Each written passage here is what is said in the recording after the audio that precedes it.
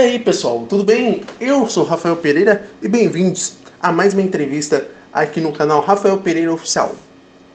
Hoje, para entrevistar mais um artista do ringue, mais um atleta, mais um profissional aí de luta livre, eu estou falando do Vitão.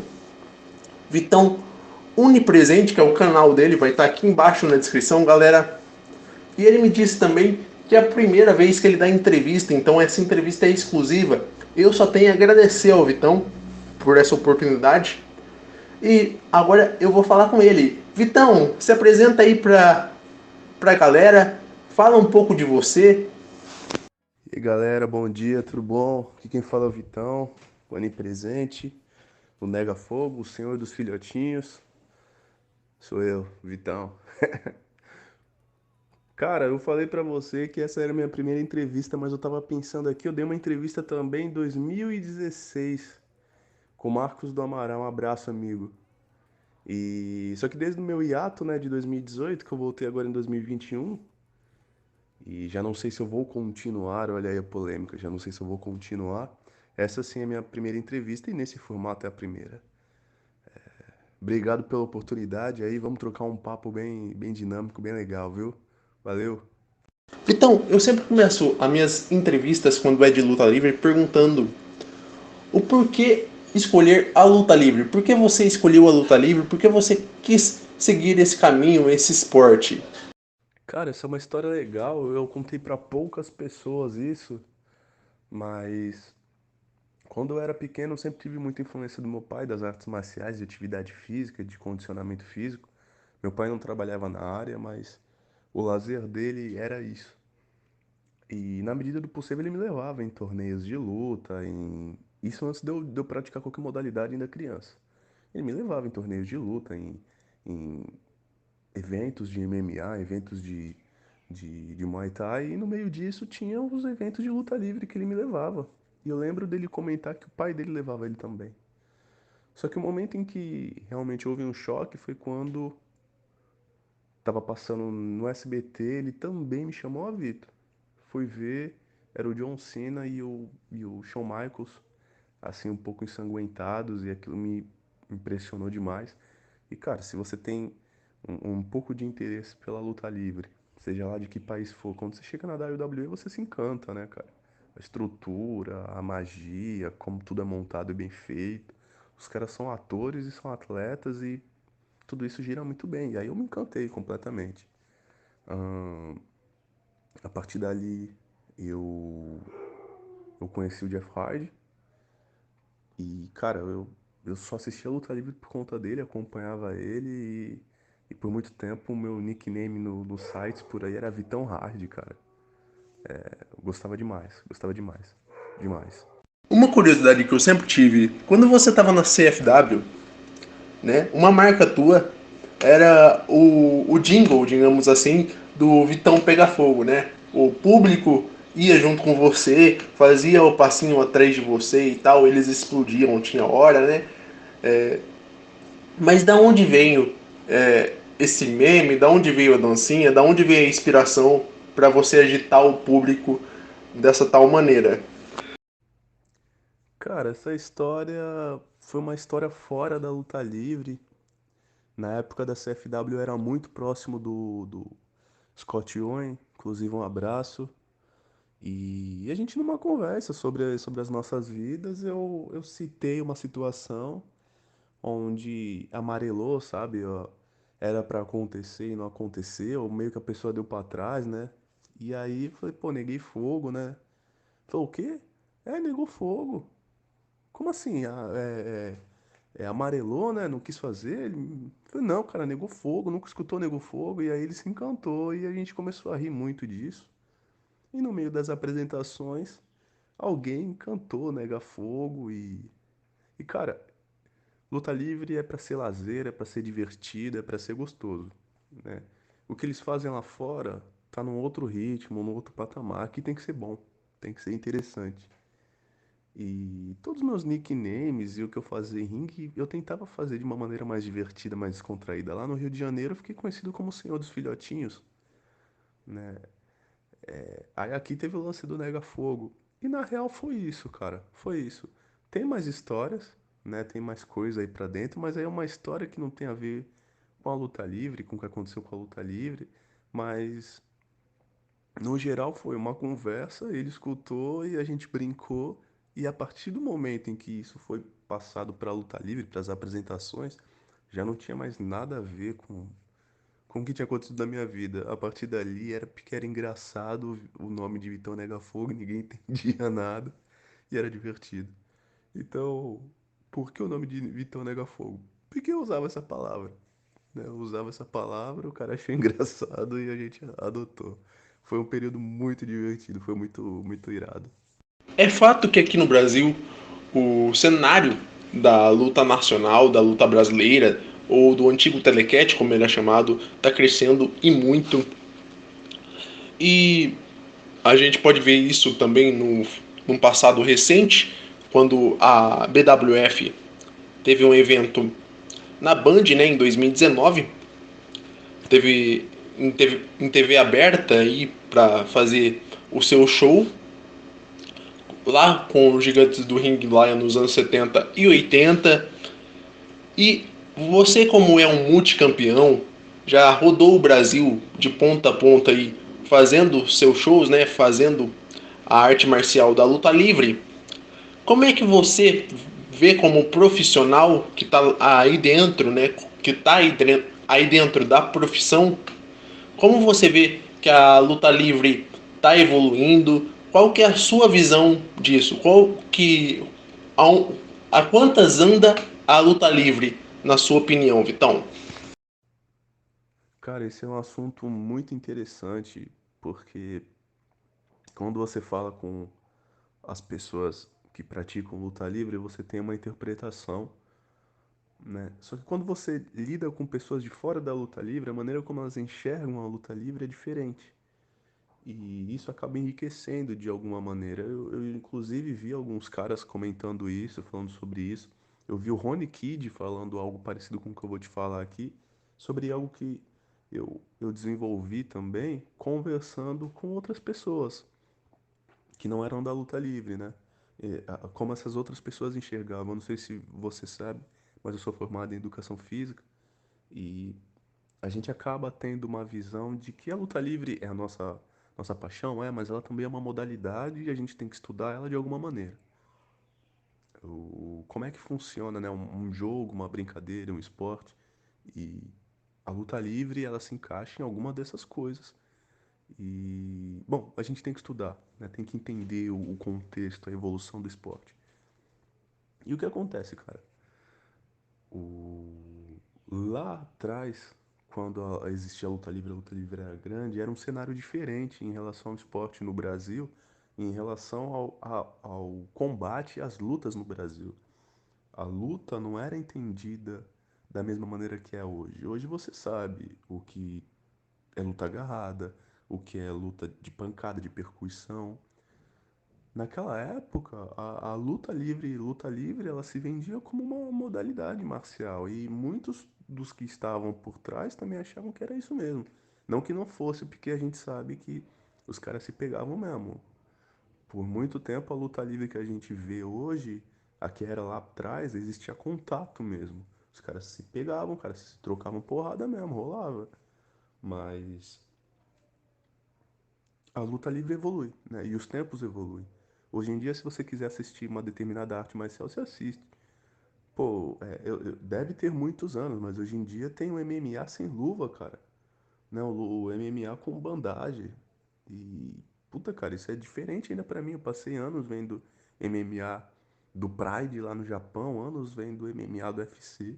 E agora surge uma modalidade que é como se fosse futebol sem chuteira na minha percepção, sabe? E é diferente demais isso.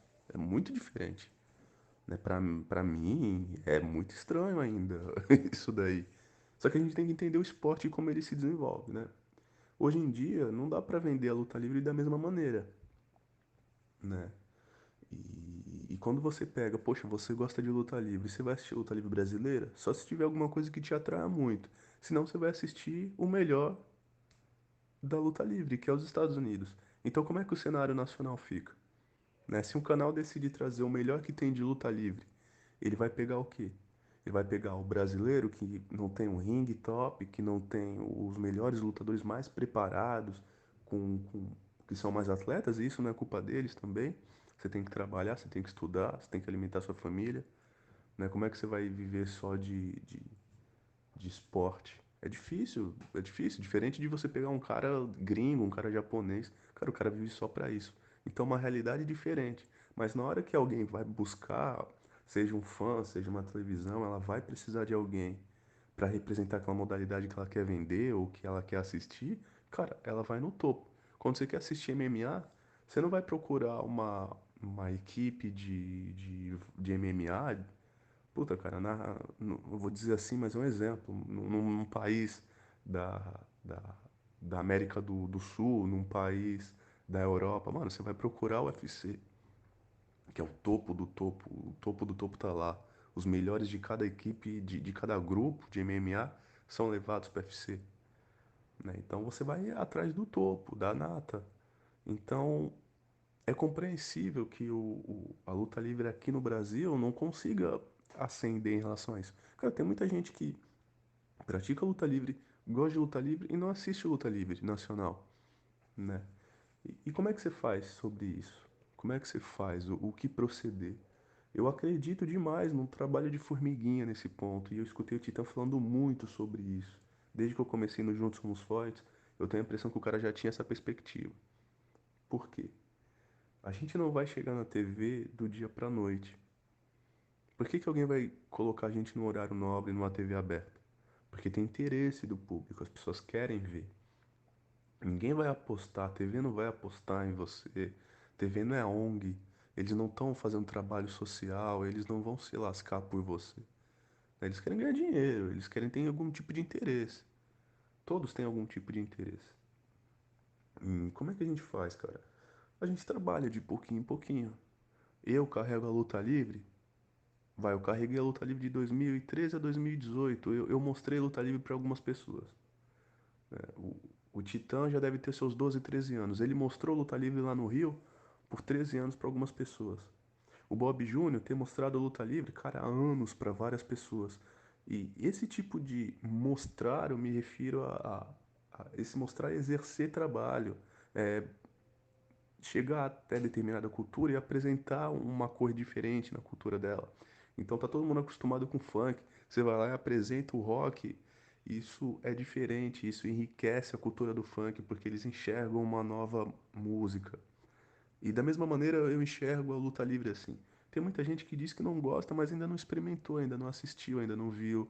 Tem gente que vê os vídeos e acha feio, mas presencialmente, pessoalmente, cara, é completamente diferente, né? Então, é um trabalho árduo, a gente precisa continuar trabalhando duro para a próxima geração ter possibilidade aí talvez de estar indo para a WWE. Cara, a molecada que tá treinando hoje provavelmente vai treinar os caras que vão para a WWE. Eu não tenho a menor dúvida, não tenho a menor dúvida que muitos dos caras que vão ainda ingressar na BWF, que ainda vão ingressar na CFW, nas outras equipes que estão por aí no Brasil, cara, esses caras vão conseguir chegar na WWE, porque os tempos estão mudando, o cenário está mudando e a gente está muito técnico. O que a gente está fazendo já é muito bom, entende? Então é um trabalho de formiguinha. ah, eu sei que a minha geração dificilmente vai conseguir ascender lá fora, mas os frutos da nossa geração, que está aqui trabalhando todos esses anos, os nossos alunos, eu não tenho a menor dúvida que vão chegar lá fora e que vão representar a gente, cara. Então, os caras que estão aí na cabeça das equipes, meu, os caras eles estão preparando a próxima geração que vai representar o nosso Brasilzão na luta livre nos Estados Unidos, que é o cenário que eu mais vejo próximo. Talvez o México ou o Japão eu veja um pouco distante, mas o México, os Estados Unidos, eu não tenho a menor dúvida, cara. O bicho vai pegar e vai ser legal ouvir que aluno de quem? Ah, aluno do Leon, aluno do Bob, aluno do Matheus, o Caos da CFW. Ah, da onde se sabe essas referências? Pô, o cara que treinou. Vai ser muito bacana, cara. Vai ser muito legal. E é continuar, mano. É continuar. Tudo é válido, esses trabalhos da BWF na TV são válidos e é continuar, porque mesmo que aparentemente não vingue ou eles são importantes, aparentemente não tem uma continuidade, eles são importantes, né? Eles são necessários para a gente continuar mostrando a luta livre para o público e continuar insistindo, insistindo, insistindo. Nas perguntas anteriores, eu te questionei da brincadeira do Vitão Pega Fogo, que você fazia junto com a torcida, junto com o pessoal ali, que você engajava, você tem muita carisma natural, ali o público vai com você, né? Você tem esse poder de puxar o público para você, e sempre quando você lutou, você teve essa característica. E eu queria te perguntar, como eu vi no seu canal, em janeiro desse ano, você lutou sem público. E como para você, como artista do ringue, como profissional de luta livre, como foi, o que passa na cabeça do lutador de luta livre numa hora dessas, que não foi só aqui no Brasil, foi no mundo inteiro? Cara, talvez, talvez as pessoas não saibam, mas lutar sem público aqui no Brasil é algo muito comum. E eu não digo isso que, montamos o evento e não tinha ninguém. Mas por muitas vezes, cara, eu trabalhei na Gigantes do Ringue e na CFW e a gente fazia as gravações. As pessoas que estavam ali em volta ouviam, né? Quem estava assistindo vinha. Mas a gente não estava fazendo um show, entende? A gente não tinha divulgado em massa na região, distribuído cartaz, sabe, anunciado por. A gente não tinha feito isso. Era uma gravação interna. E você vê que não perde a qualidade, né? Você vê que não perde a qualidade do evento, os caras não lutam menos, a estrutura não é menos legal, porque não tem público. Então, eu vou falar a verdade. Quando entrou o Covid e eu vi a WWE fazendo, a impressão que eu tinha é que, caraca, velho, eu nunca imaginei que os caras iam fazer como a gente estava fazendo no Brasil, né? Eu nunca imaginei que os caras lá fora iam fazer eventos sem público. Que estranho, mas a gente aqui também fazia. E pra gente era muito comum. E, pô, cara, posso te dizer assim que é normal, é normal. Eu vou te dizer que você tem até mais liberdade para fazer as coisas, porque você não fica preso ao público, né? Você consegue olhar melhor, você fica menos tímido, você fica mais à vontade, sabendo que você está fazendo ali para os seus colegas, eles vão bater palma, eles estão ali próximo. E é interessante, cara, é bom, é bom, é bom. Eu já trabalhei muitas vezes sem público, só essas gravações internas e dá muito certo, muito certo. Em uma das perguntas anteriores, eu te chamei de multicampeão, mas eu gostaria de que você mesmo falasse pro pessoal aqui que eu me surpreendi com o tanto de títulos e com o tanto de empresas que você já rodou e ganhou títulos em quase todas elas aí. Então fala um pouco do teu cartel, do teu currículo aí de títulos pro pessoal. Cara, eu já trabalhei bastante. Nesse aspecto, eu acredito que nesse sentido ninguém fez como eu fiz. Eu sei que tem caras em algumas equipes há anos, os caras da BWF tem cara lá há anos trabalhando duro e alcançaram o título de campeão brasileiro, né? Isso é muito válido, é muito maneiro. Mas a maneira como eu fiz, eu acho que ninguém fez. Eu ganhei cinturão no Rio Grande do Sul, de um grupo lá. Ganhei o cinturão no evento da IWF, que era o Juntos Somos Fortes. Ganhei o cinturão de duplas com o Titã. No Rio de Janeiro, pela FIO, eu ganhei o cinturão de duplas com o Titã também. No Paraná, pela PWC, fui campeão. E na CFW, em São Paulo, fui campeão duas vezes. Então eu ganhei no Rio Grande do Sul, no Rio de Janeiro, no Paraná e em São Paulo, cara. E cinturões diferentes. Alguns em formatos de torneio, ou seja, eu ganhava e levava para casa. Outros em formato de campeonato, né?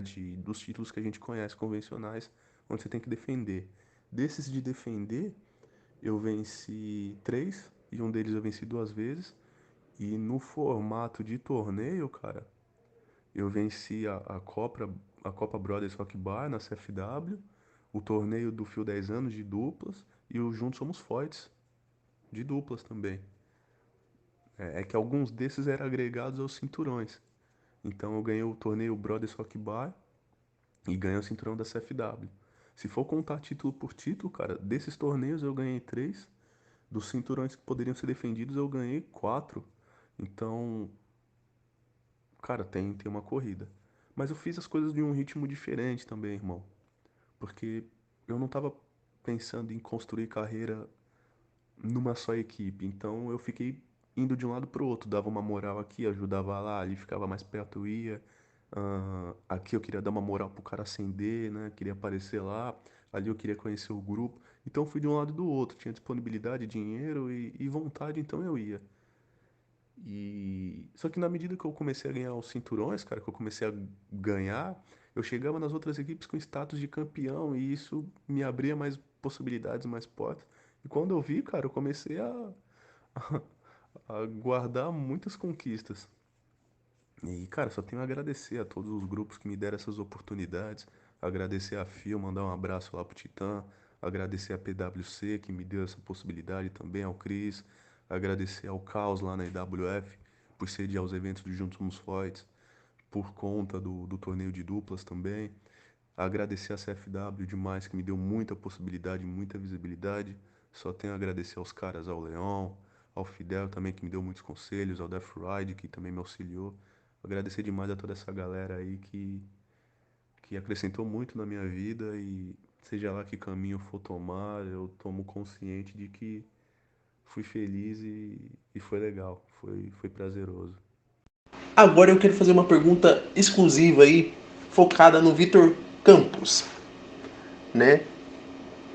Tem algum ensinamento, ao, algum mandamento na luta livre que você vai levar para o resto da vida, mesmo quando você parar de lutar, mesmo quando você não fazer mais parte dessa profissão, você vai ensinar para os seus filhos, ensinar para os seus netos e etc. Cara, a continuidade, algumas coisas acontecem com você e você simplesmente não entende como é que elas estão acontecendo. Quando são coisas boas, você não para pra pensar, você não para pra se questionar. Mas quando elas são ruins, você fica tentando encontrar alguma razão e a verdade também tá na vitória e na derrota. Aquele cara que sempre ganha, ele não tem a experiência da derrota. Ele não sabe como é se levantar. E o cara que sempre perde ainda não sabe como é a experiência de vencer. Então, na continuidade, pensando em como a vida segue, como é o fluxo da vida, irmão, às vezes as coisas acontecem num ritmo diferente, às vezes você tem que fazer algumas coisas para poder aprender, você tem que se sujeitar a algumas situações para poder aprender, porque no final o que fica é isso que você aprendeu, são essas experiências, o que te faz mais humano, né? O que te faz mais sensível, o que te faz perceber a dor dos outros, ou o que te faz compartilhar o erro dos outros porque você também já cometeu, né? Eu acho que isso é o que mais ficou pra mim, cara, porque eu entrei em algumas situações em que eu pensei, cara, como é que isso pode estar acontecendo? Eu trabalhei minha vida inteira para que isso não acontecesse, as coisas estão acontecendo. E a verdade é que eu precisava estar ali naquele momento para sentir. Precisava não. Não vou dizer que precisava, que era o meu destino, que as coisas dessem errado. Mas às vezes a gente precisa. Às vezes a gente precisa não, desculpa, mais uma vez. A gente deve tirar o suco daquela fruta, né? A gente tá ali naquela situação, vamos tentar entender. Aquilo ali serve para alguma coisa? Sempre serve, a gente sempre tem uma conclusão para tirar daquilo ali, né? Uma impressão, uma sensação. E a minha sensação diante dessas coisas, dessas adversidades é isso. Como a vida continua e como a gente tem que ser cada vez mais sensível, cada vez mais consciente das ações, de como as coisas funcionam e de como o mundo pode mudar, né? Como tudo sempre muda. Acho que é isso, irmão. Acho que é isso. Complementando a pergunta anterior, eu sempre faço essa pergunta também para todos os artistas do ringue que eu entrevisto, para todos os atletas de luta livre que eu entrevisto, como o Vitão se vê daqui 10, 15, 20 anos? Ainda no meio de luta livre, fazendo outra coisa? O que passa Quando você pensa no futuro da profissão, o que que passa na sua cabeça? Poxa, irmão, eu não sei. Eu de verdade ainda não tenho uma resposta para isso. Eu já fiz muitos planos para minha vida, mas é difícil, porque as coisas mudam constantemente. Parece que tá sempre, desculpa, tá sempre tentando te surpreender de alguma maneira. Mas eu vou te falar a verdade, cara. Houveram algumas coisas aí nesses últimos tempos que me desanimaram muito. E isso me fez refletir sobre quem eu sou e o que a luta livre representa pra mim. Respondendo a sua pergunta, daqui a 10 anos, talvez eu nem lembre mais de luta livre. Ou talvez eu esteja engajado de uma maneira que a gente nem imagina. Mas dando continuidade, eu percebi que a luta livre ela é um, ela é algo que toma as rédeas da minha vida e que eu preciso assumir esse controle, cara. Né? Eu fui me casar e eu tinha arrumado uma briga no dia anterior e eu só pensava nisso e era em relação à luta livre. Né? Então isso tomou muito o controle da minha vida e eu pensei, cara, quer saber? Eu preciso fazer algumas coisas diferentes, eu preciso me desconectar um pouco disso. E aí, cara, eu me tornei budista, me tornei vegetariano, tô praticando Kung Fu, tô assumindo o controle da minha vida porque a luta livre, ela é seriedade, ela é um compromisso, mas no que nós estamos fazendo dentro do estudo que você tem no dia a dia, o treino que você tem no dia a dia, o trabalho que você tem no dia a dia, a família, a administração social, dentro de tudo isso, ela tem que ser mais alguma coisa. E para mim é lazer. É um momento divertido, é um momento que tem que ser livre, é um momento gostoso do dia, da sua folga, das suas férias.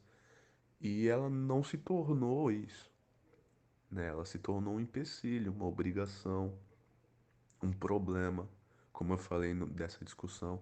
E, dentro desse contexto não cabe o que é quem está certo, quem está errado, qual é o lado correto ou o que deve ser. Cara, o que importa nesse aspecto é a minha paz e como isso me estressou, como isso me quebrou, entende? E para que eu seja um bom pai, um bom marido, uma boa pessoa, um bom amigo, eu preciso eu preciso sair disso, entende? Eu preciso me desconectar um pouco da luta livre. Preciso acabar com esse vício que me consome todo dia. Todo dia eu penso demais nisso e eu tenho pensado menos nas outras coisas. Tem muita coisa boa na vida para se viver, para se fazer, e se aquilo ali que você um dia nutriu amor, carinho, já não te retribui com amor e carinho, mas com problemas, com questionamentos, talvez seja a hora de repensar o que você está fazendo. E, e é isso, é esse o meu ponto. Tenho que repensar no que eu estou fazendo. Então tá arriscado daqui a 10 anos eu ser só um resquício de 10 anos passados. Então, uma luta que vai ser inesquecível na sua carreira, que sempre te marcou muito, que sempre você lembra e fala, nossa, que luta legal que eu tive e tal. Qual que seria? Cara, a maior parte das lutas que estão lá no meu canal, no Vitão Onipresença no YouTube, são lutas que me marcaram demais. Demais. Mas eu vou te dar aqui duas. Duas. A primeira no Fio 10 anos contra o Iron Charles. Cara, foi muito bom. Foi muito bom. Cara, foi muito, muito, muito, muito, muito bom. E a segunda na CFW com o Scott Owen, o Asblaze, que foi eu defendendo o cinturão máximo. Foi uma luta, uma last man standing, né? Uma luta em que o cara precisava ficar caído por 10 segundos pro outro vencer. E foi muito divertido. A gente deu a volta num lugar, cara, e defendeu o cinturão com sucesso, o público a meu favor. Foi muito gostoso, mano.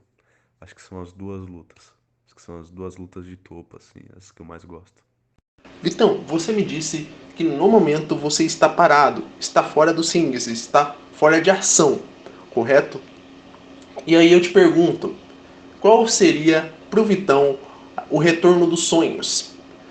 E encaixando nessa pergunta também, quando o Vitão retornar, o Vitão vai pegar fogo? É, eu espero não virar o Tocha Humana aí. Eu espero. Eu também não espero. Eu espero também não voltar congelado, né? Sei lá, cara, sei lá se eu vou pegar fogo ou não. Não sei não, irmão. É, eu acho que vai pegar fogo, assim. Eu acho que a galera vai gostar. Acho que eu vou me empolgar. Vai ser divertido. E o que importa é que seja divertido, que seja gostoso pra todo mundo, né? Ah, Retorno dos sonhos, cara. Cara, não sei, não sei, não sei.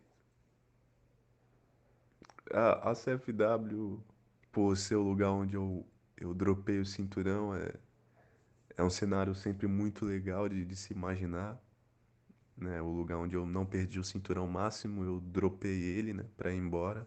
Eu ia morar em outro estado. Então, é um retorno dos sonhos.